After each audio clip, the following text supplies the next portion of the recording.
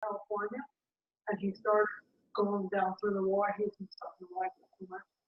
Well, I mean, I've been around that country. We lived in Durham and stuff. Well, I remember one time he was telling me he's been off on some trek or something, and he got stuck. And I asked him, I said, so, did you have any survival gear with you? I said, did you have a coat? Did you have water? Did you have any kind of food or anything? No. And I finally convinced him after about 2 or 3 times. I just ragged on it. He finally started carrying at least a coat and water. Yeah, he did. I mean, when I was with him, we always made sure we had water. You get stuck up there in those hills like that. It looks nice and it's warm. Yeah, in an hour, we can totally change. Yeah. Oh, yeah. He finally listened to me once. Once. Well, then it was her job. Yeah. Then it was your job to have everything packed. Yeah. Yeah, then it was my job. But I mean, the emergency stuff, he had a big bin in the back of the truck or car, whatever. No, we always whenever I come on, we just go out driving through the water. Yeah. You see, like I said, you see a little trail where you gotta find her food. Well, yeah, and then after they got married, there might be a picture on that road. Yeah. Yep, A exactly. A picture. Well, you all know that Rosemary owes me her IT, right? When she dies, I get her teeth. Yeah, she wants it still. Well, good, because that's one thing I don't want. The gold one? You don't want. You want the rest of my money, but you don't No, want I don't want your money. I told her Oh, you want my rocking chair. I got 2 things I want. I want the popcorn popper, the good microwavable one that never burns the popcorn. I don't know how it does that. Yeah. But and then that rocket chair, just because it's been in my life, my entire life. You actually have. Pretty much. So is your name on the bottom somewhere? I gonna haven't, be. I haven't done that yet. I need to. But no, I was what? Before you leave. I was name like on 3 the years bottom. old or something, or whatever it was. He's got witnesses now. 2 or 3. What? He's got witnesses now. He's finding it. And it was an antique when I was 2 or 3 years old. Well, I was already So now it's a double. Okay, yes. Now I'm an antique. Oh, you're fine. That's why I didn't have it up here. But yeah, it was when I was married to my first husband, my kid's father, we rented a house. This is before he went overseas.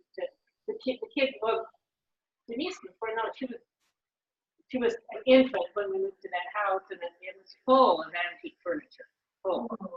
And the owner was an old woman that was in a nursing home, and she didn't have any family, but she had a friend that was a caretaker, and she had dementia, and she didn't even know that the house was being rented out. But it was full of antique furniture, and I loved that house. I just kept everything shining. I was so proud of everything. Yeah, but then my husband got orders to go overseas. He was in the Air Force, and so so we're packing up. You know how the Army, the Air Force, military. So they send some of the baggage, and then they send the rest. and I'm like, okay. The caretaker asked me if I wanted any of the antique furniture because she didn't know what to do with it. She had no idea the value of it. I would have taken the whole house full, but I couldn't. And she said, well, if there's one piece that you wanted, what would you want? And I said, maybe that rocking chair, because it's small enough that I could do that. That goes over our limit or whatever. She said, it's yours. And so it was already 100 years old. I'm sure it was. So, and Jeff was, not even 3 years old. These was one. Are there markings on it, names or dates or anything? I don't think so. She's refinished it a few times and reupholstered it. So. Well, I had it professionally reupholstered just a few months ago. So. Yeah, you and Mike picked out that pattern. Yeah, we picked it out together. But yeah, Did you refinish the wood? I took all the old stuff off, and all I put on was a real light was real light finish. I didn't even stain it. Good. I just put a real light finish on. That was years ago.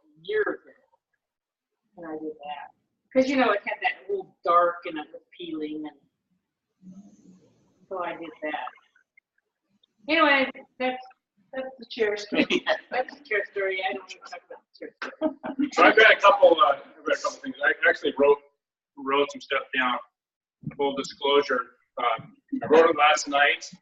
I've got a couple. Oh, don't get disclosure. too mushy. No.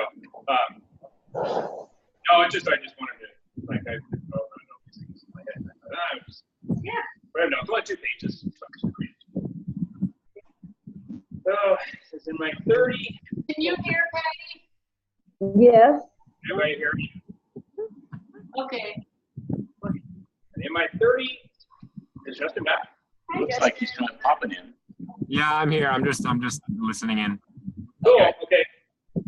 So in my 30 plus years of being an adult, I have not really had any father figure in my life, having either a non-existent or mostly strained relationship with my biological father. When my mom married Mike, I wasn't sure what to expect. I could tell right away that he was a good man with a kind and caring heart. I could also tell that he had a lot of wisdom, but would keep it mostly to himself, at least when I was around. He was always, you know, he was one of those people, I'm going to veer from he was one of those people that you always knew that there's something deeper that was inside him that he just wasn't letting out, you know, and just out of this wisdom and stuff. So oftentimes I'd wonder, what's going on in there? Okay. Over the years, as we got to know him, he and I started connecting on a few things we had in common, such as our Navy days, our love of spicy foods, and always wanting to try new beers. Yes. Which, especially with Crystal, he shared that. When we would come to visit, as soon as we would show up, he would make a point to show me the latest jalapeno or otter pepper flavored thing he had bought. He wanted me to try it right there. Anything from chips and dips to, you know, new balls of hot sauce or other hot things. And next, he would turn to Crystal and show her the new kind of beer he had just picked up that they had to try. So normally we would waste no time having one with him. So I'm more of a, like, I'll just stick with what I like, but he and Crystal were always adventurous types. Like, oh, we've never tried this, so let's try some of that. I think we'd stand in the beer aisle for like 45 minutes picking out 4 12 packs to try. So Yeah. as Janet was saying, he's also very generous. Anytime we would ever go to a restaurant or anything that required payment, he would always insist on paying.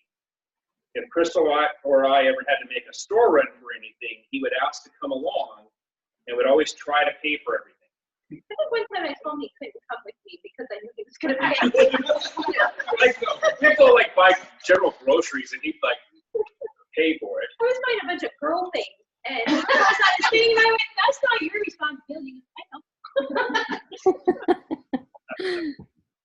Only a couple of times do I remember him complying when I would tell him to keep his wallet in his pocket.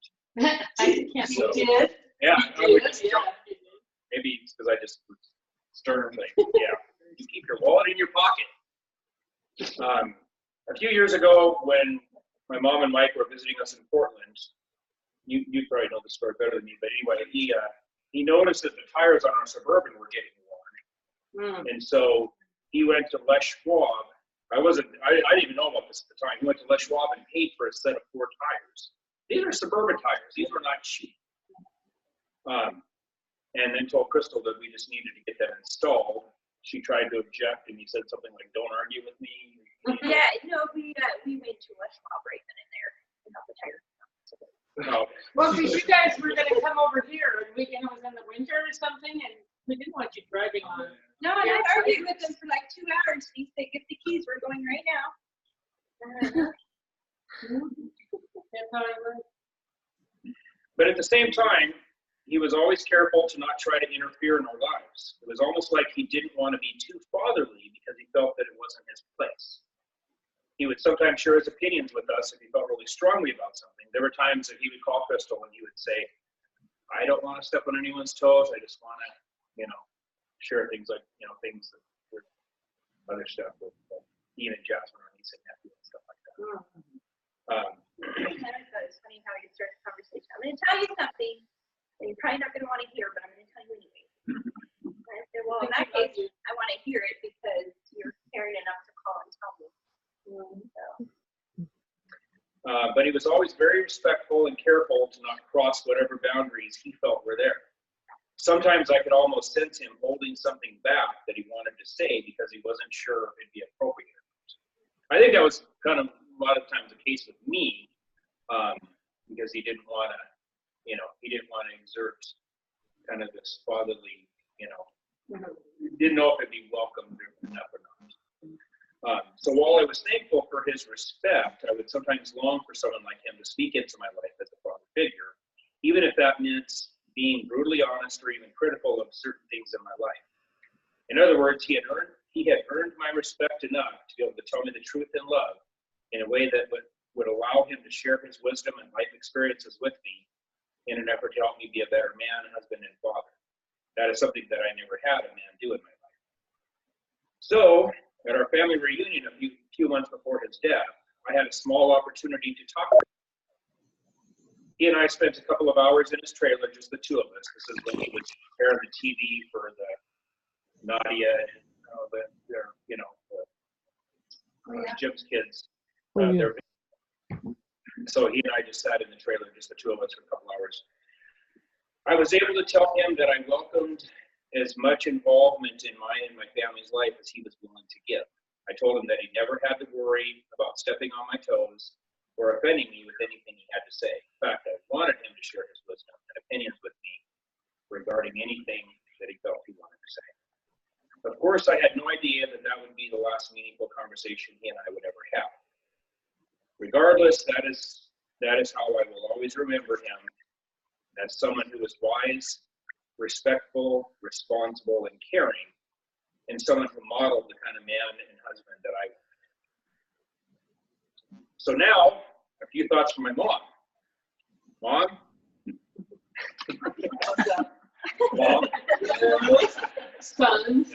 I know that the last year has been absolutely the hardest year of your life. Yeah.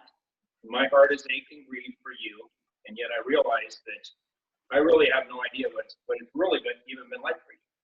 As most of you know, I've worked in the funeral industry for 27 years now, and so I've approached death on the professional side a lot, and so I've got this industry that's just how people are from experience and stuff. But very few times in my life have I ever experienced it personally, except with my grandparents, friends. Thankfully, very few times. Exactly. Thank you. Yeah. But I want you to know how much complete admiration and respect I have for you and the way you have persevered and survived. I help with that. I didn't put that in. Whatever works. We have cried together and laughed together and shared raw emotions and some fun times. The week and a half that Crystal and the kids and I spent with you on the Oregon coast this past August, just relaxing and staring at the ocean with a little bit of sightseeing going in, was the best vacation I've ever had. Wow, that's pretty cool. We had fun. I am so incredibly proud of you for choosing to continue to live your life and